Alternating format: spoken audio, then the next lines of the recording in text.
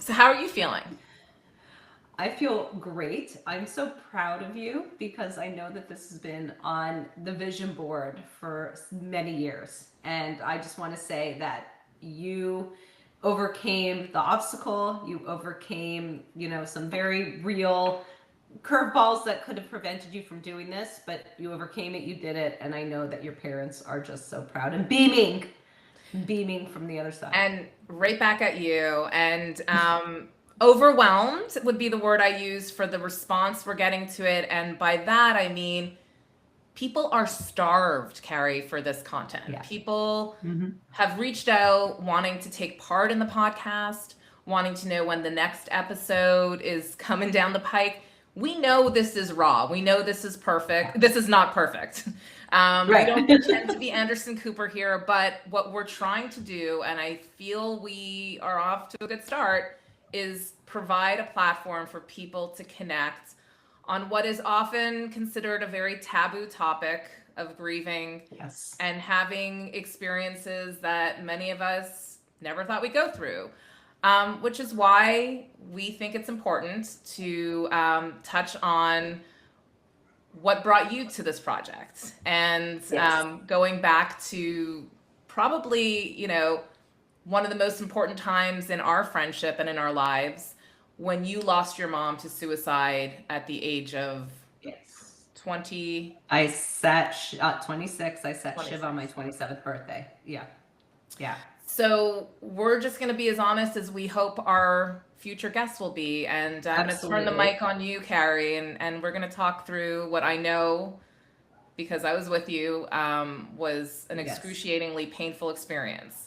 And I also want to Yes. speak And just for the record, for our podcast record, that not only was Stephanie there for me, Stephanie and Alan, your brother, and your parents were literally gave me a home to handle the grief and to handle all of the nuances of dealing and addressing with my mother's death. And literally, I lived in your parents' house for 2 weeks while I navigated all of it. So it's very close. And that's the genesis of this closeness is not just childhood friends, but forging these deep bonds through the very real trauma of life. Yeah, and again, I know if Ida were here, she would have had it no other way. She would say that my mother considered you, both my parents considered you a child, and my dad really thought you had a very cute ass. I remember him saying that, Thanks, Jerry. I know. Jerry. Thank goodness I wasn't his natural born child, but I always appreciate the compliment. I'll take it wherever I can get Well, we'll go on to another topic. it. We So digress. we digress in a very uncomfortable, kind of creepy sort of way. Maybe we'll edit this out. So I really wanted to start by taking a few minutes. I knew your mom. Your mom was a wonderful woman. Why don't you take a couple minutes and talk to us about Um, Arlene?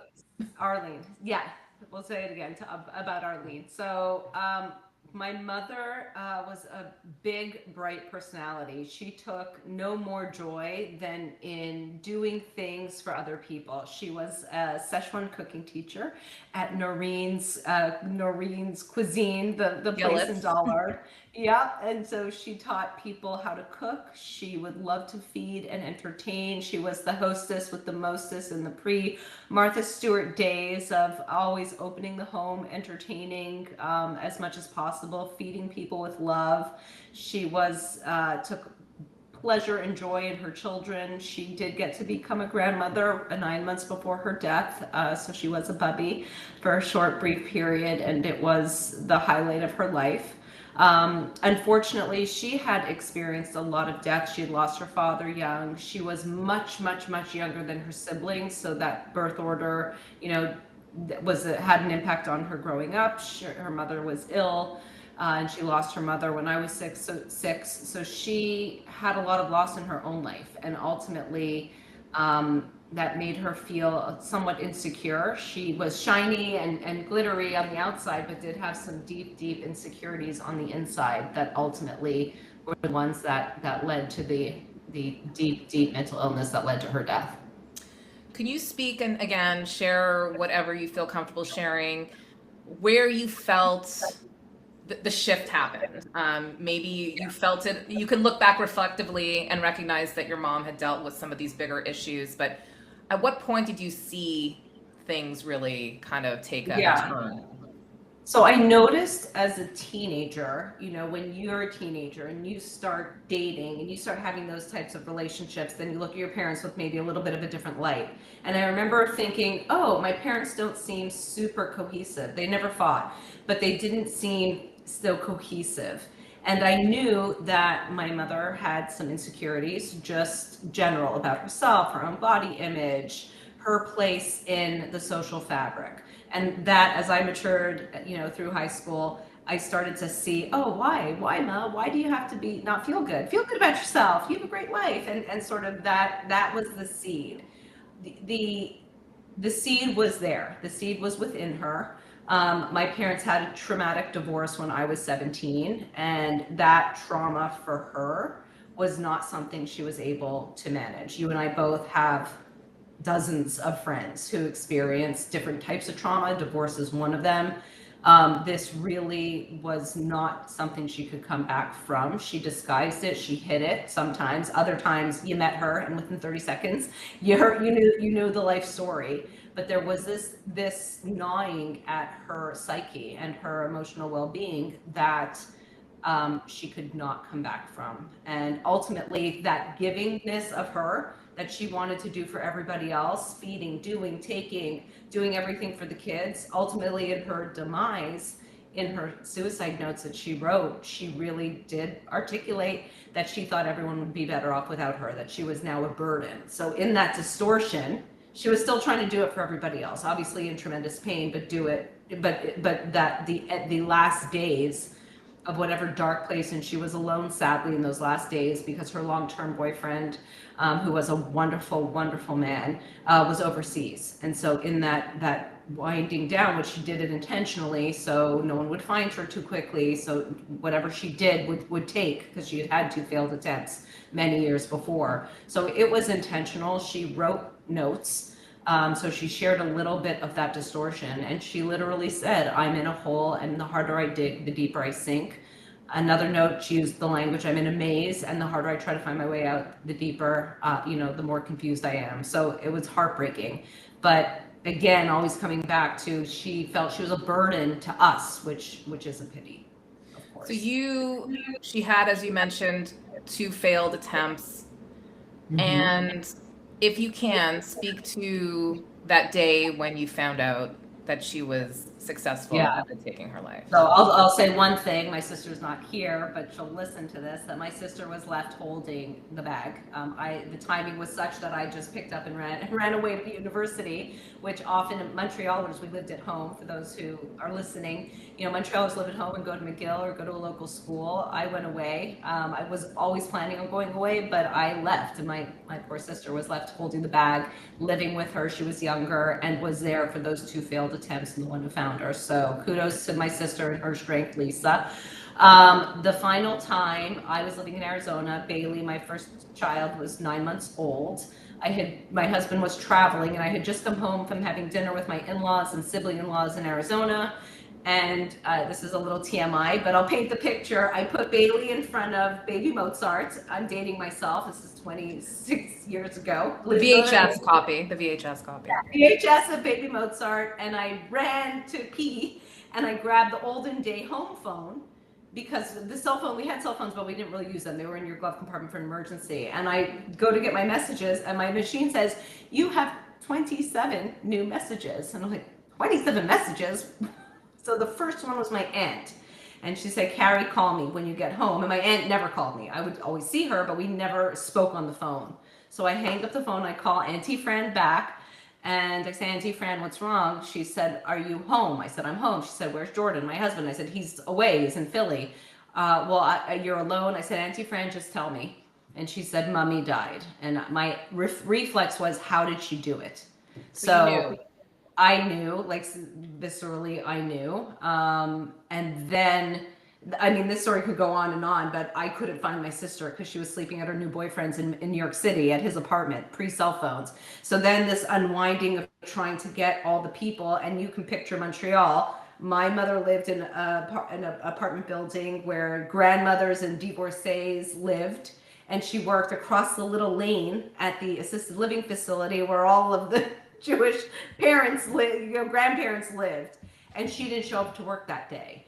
And so as this unfolded in Montreal, the reason why I had 27 messages is because the whole apartment building of her, the whole apartment building of the assisted living, and all of these people were there as the ambulance came out. And so the wildfire spread of information, people heard, and so everyone was calling me and just leaving me cryptic messages like, hey, call me to see if it was true. And so that tumult of, dealing with it was intense because of how the community, for better or for worse, it's not really worse, but for better or worse, is hyper communicative. At that minute, I mean, it's like you and I have talked about, it's so complicated. Dying from suicide um, is not something that we talk about very often, but for you as her daughter, I mean, I've seen you evolve in your feelings towards it, but that initial reaction, that initial thought was what? I couldn't believe, like, I can't believe you did it, right? Like, the wishing that you didn't get there. So even from the early days, and I'm a person who can compartmentalize, the emotionality of certain things. And I've been told intellectualize the feelings. It was, I didn't blame her. This was a huge thing, especially 26 years ago. And I think we've evolved in how society views suicide. But everyone was like, you must be so mad at her. You must blame her. You blame yourself. Who are you blaming? So, of course, I felt blame, like replaying that last conversation, which I'd rushed her off the phone because I was changing the baby's diaper. But of course, I lived at the other side of a different country. I could not have had my finger on the pulse of her illness that had been 10 years old. So in 10 years, you can't constantly be at the edge. I felt just profound, like the loss of this light, of this woman who had so much light, but her light had gone out, and you always hoped it would come back. But I really felt like I didn't want her to be in that pain, that deep, tragic, it's just a tragic pain. It's like the person dying of cancer with the physical horror of the end. She had this horror of the end emotionally. And I just really had all of this deep seated compassion, that I didn't blame her. I just didn't blame her. I was sad, profoundly sad.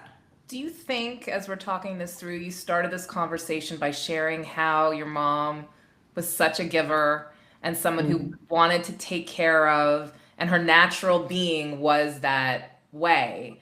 Do you Yeah. think, in many ways, she prepared you and provided you with the insight or kind of empathy to understand what she did differently? Yeah. Yes, because of my giving her, not, it's not my job to forgive her. It's nobody's job. But I'm sure if she's probably here listening, Ma, you would be happy to know that I'm not angry or mad at you. And I think that she would have forgiven herself in this circle of life. And I just feel it from her that, we don't know why. We don't know why these things happen, why she went through what she went through, and it destroyed the fabric of her soul. And other people can go through it and write a book and start a podcast, or, and go through these things. So if we don't know, then who are we to judge? And nobody wants someone to live in that debilitating pain. She always took care of everybody. She was the mother that was always there picking up from school with the snacks and the driving and the doing. Nothing was too much. Nothing was a burden. So the least I could do is let her go find peace, without holding like that clenching anchor of anger. There's sadness. There's for sure sadness, daily sadness of the life that she misses, and what she always just wanted to be was a bubby. And she has 4 gorgeous granddaughters, that that know of her, don't know her.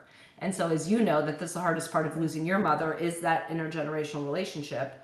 But she's there. She's here. She's experiencing them. She has 2 of them are named after her. But that's the gift that I could give her after she, for the 26 years of my life, really did put my sister and I first.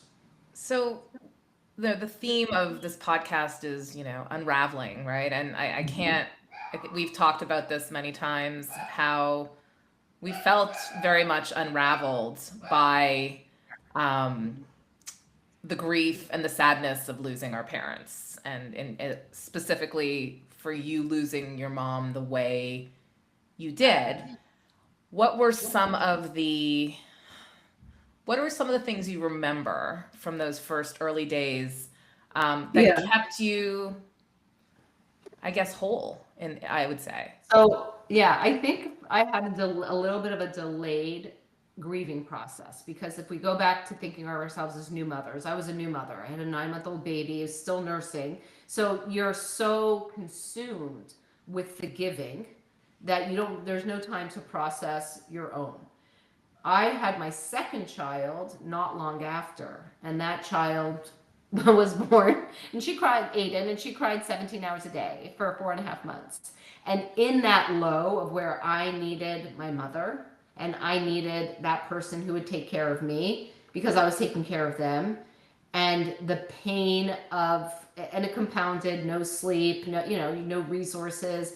That was really my dark days. I was able to power through. I was able to be tactical. I had to take care of my sister too, my baby. Like, this was mission to the stuff, the apartment, work with her boyfriend Max at the time. Like, there was all this stuff to do. So I was very able to sort of mask in the task intensity of being a mom, living in a different country, and dealing with all that. A year and a half later, when I had Aiden, and all hell broke loose just in terms of our own sanity as a family, it was like the depths of wanting your mother so badly at the place that she would shine, of being there for me, for the babies, for all of us.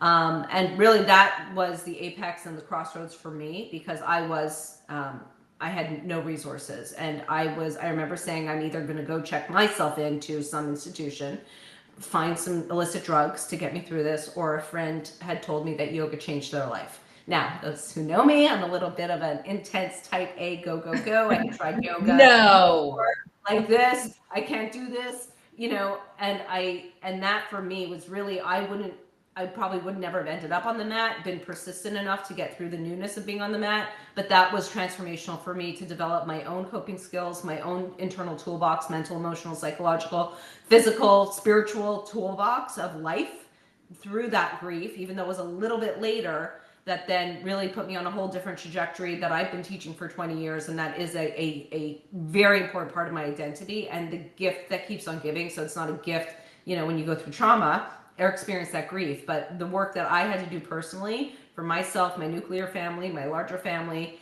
and then that became a gift that I get to share with other people in different ways, personally, professionally, and in that profession, being a teacher, a mindfulness and yoga teacher, is a tremendous gift that I view as a direct gift from Arlene that she did So give me. so it sounds to me like you had a bit of a delayed kind of acceptance or reaction to losing your mom, and what really kind of helped propel you through that and kind of capture you through that was your love and finding of yoga. So a lot of what we talk Which I about didn't is, love at the beginning, and that's the other thing that's so important, is that these tools that we all discover, and these outlets, the language is, you're not going to love it. Like, when I teach, I'm saying, you don't love brushing your teeth. You don't sit there and say, oh, am I deeply connected with brushing my teeth? Do I love it? Do I want it? Am I going to floss?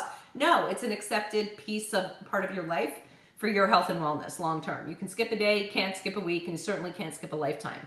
So that need, that I was so desperate, I didn't have the luxury to like it or not like it, or be in the mood for it or not be in the mood for it. It was a lifeline. And so that's what I really love to share. Like, I don't care if you like it. You don't have to like it. You don't have to be flexible. It has nothing to do with flexibility. Get on this little rectangular space, and it doesn't have to be yoga, but I'm just saying that that's the tool, and find your tool, and you commit to your tool, and you use your tool. so one of the things that really, for those of us who've listened to the Anderson Cooper podcast, one of the, it was actually, I think it was the Stephen Colbert episode, um, that really, really resonated with me is that you do not lose that relationship with those who have passed on, right? Like Right. and I've mentioned this before, I still believe that I continue to have a relationship with my parents through different ways. I mean, specifically with my mom, my daily Wordle practice Wordle. is 100% with my mom. Is there a part of you that feels that you're connecting with your mom on the mat? Yeah, I would say my connection with my mother is more in cooking, even though I'm not naturally a good cook, nor do I necessarily love it. But I that was her love language, and so when even if I'm cooking something super simple, like I always feel her. And actually, one of my childhood best friends, Tracy, would talk about my mother's minestrone soup. That her cooking really did transcend. The community, generations, and that there's that specialness in that food preparation, that nurturing. So being the mother, that was her favorite role. That is where I'm able to channel it. For myself, I'm able to process the pain, the highs, the lows, life in a healthy way through a yoga practice. Um, that she also was physical. She loved to exercise. She loved to, I think it was, what was it in the olden days? Jazzercise. Jazzercise. She put on her Yeah. Her her leg leggings, warmers and leg her warmers. yes. Ida was right there with her, I'm sure. Yeah, yeah. Um, it feels to me like, I mean, I don't know that we could have had this conversation. I don't know, maybe even 5 years ago, maybe even a year ago. Right. Do you feel? I guess this is two questions in one. It is so important, especially for people who die from suicide, for their Mm-hmm. family members who are left behind, to not feel that stigma. Yeah. Tell me, Yeah. it sounds to me like you had that forgiveness very much from the beginning. But along the way, I mean, was there a time where you, for example, had to share the circumstances of your mom's passing with your children? And if so, like, how Yeah. did you do that? So that was a hard one with my kids. So my rule to myself was I would never lie, but I wasn't going to volunteer the information. So as they were little, Bubby Arlene died. How'd she die? Complicated disease. And it was always a complicated disease. And then they might ask a couple of probing questions and I would answer, but then we'd redirect their attention and I could get away from it. And Bailey's the oldest of the four granddaughters. And so I don't remember exactly how old Bailey was, but probably about 10. She kept pushing the questions, pushing the questions, and went through cancer, car accident, disease. It had to be this, and then I saw Bailey's face completely, the body language change when the idea came. Did she kill herself? And I said yes, and Bailey did have a visceral reaction. But again, I firmly believe like this was the same as cancer, the same as anything. And that I do appreciate that society, and even with the movement of physician assisted suicide, especially in Canada, which it's a much further ahead than the United States, that there is the language now to say that I don't know how to judge or measure who gets to decide, who gets to do it. You know, do I think she should have done it? Of course not. Do I wish it had been different? Of course. But I appreciate that this isn't 50 years ago, because the shame, has evolved and we've become better as a society to not have the shame and the stigma around it. And but it's a terrible conversation when you fill out all your questionnaires at the doctor. They always ask you about your lineage, who's alive, who's dead, and you have to write it. And every time you write it, it's like, ugh, you hate it because there is a subconscious feeling that it didn't have to be that way. But I do appreciate that we are in a better place in 2025 to at least give people permission to not feel shame for themselves or their family members. Because just like when we've talked about before, every time you talk about someone who's gone, that's keeping their memory alive, mentioning their name. I want to be able to mention Arlene's name without it being in the connection of, oh, shame because she killed herself, right? The shiny part of Arlene's life is the legacy. The end is the illness, was a disease, unfortunate as it was. It is, without sounding condescending or patron, it is so important that you're sharing this conversation. Oh, One of the things that I've heard, and I'm truly in awe of you for having the courage and the poise to have this conversation because it's, I think even in in natural death, there's this sense that people run away from it. People don't want to touch it. It's almost like it's contagious. Like I got the feeling because my parents died in such quick succession from one another that it's sort of a balance. You don't want people feeling bad for you. There's a Right. little people don't know what to say. Added to that is this whole other dimension of dealing with someone who dies from suicide, and the fact that you're brave enough to share this with people out there who may have been through this with another family member, a loved one, certainly people struggling with their own mental health. What would you say to Carrie at 26 years old that was going through this? What would you say to her now that you wish someone had said to you? I feel very blessed, and this goes back to why we want to create this space, because our community, for better or worse, there's highs and lows. But I had a village. I had people in my family, my nuclear family, my extended family, my mother's family, my father's family, but the community of families, like the Zellnikers there for me, the loners there for me, were an extension of my family. So I feel lucky that I had anchors. I had a foundation. I had people that were there to capture me and usher me through the darkest moments. And, and you got to get home and go choose the casket and the funeral, and I had to leave the baby, and Tracy's parents took the baby. Like, I had it. So I don't feel that I was lacking. I think that in my old age, I've developed a little bit more sense of peace, that whatever is on the other side, it's peaceful. The soul is there. Don't know what it looks like. Don't know the shape or size. But I do have more of a sense, as my own yoga practice, mindfulness practice, meditation practice brings me to have little snapshots, that she hopefully had peace, was at peace after she was able to end the pain and trauma of this life. And so I probably would have just offered a little hand on the shoulder, a little bit of it's going to be okay, and you will survive it, she will survive it, and again, including my sister in that, because this was such a trauma bonding that, of course, we had, that we are going to be okay, and that she does, to your point earlier, that she comes with you.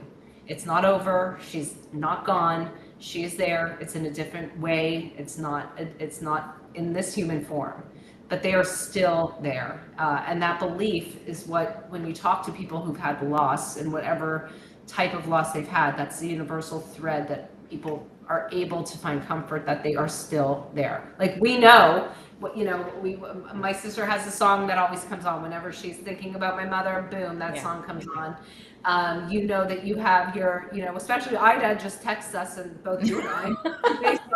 There's no chance that Ida's extinguished from this universe. Their energies, it's not possible. It is there. And as through all the iterations, right, it's still more natural to lose a parent than other traumas that people have experienced.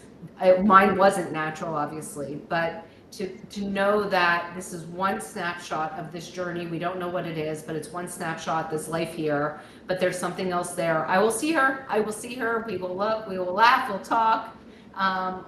Just like in your family, my family, we use a little black humor as well. So, we have a little bit of dark jokes, but we'll be together, and we'll all be together, some other version of ourselves. Do you believe that? Yeah, for sure. Yes. I don't know what it looks like, but the soul goes on. It transcends religions, transcends philosophies, transcends parts of the country. Those near death, post death experiences, there's something there.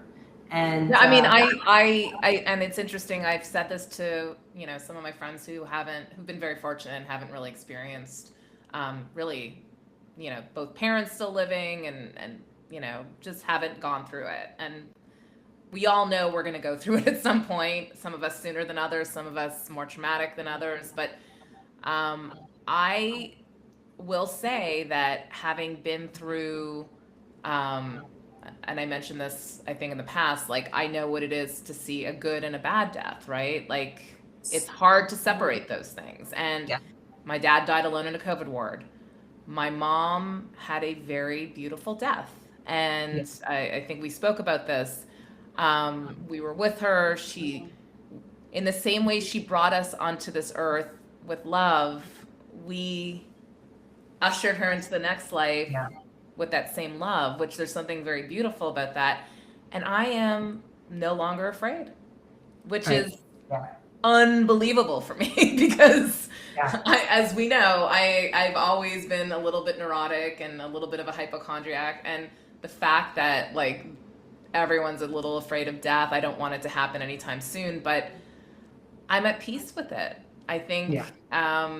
to go through, like, we've, like, to kind of sort of end on this, we've been through, the worst has happened, right? Like, I think we Mhm. always go through life afraid of the worst happening, of people we love dying.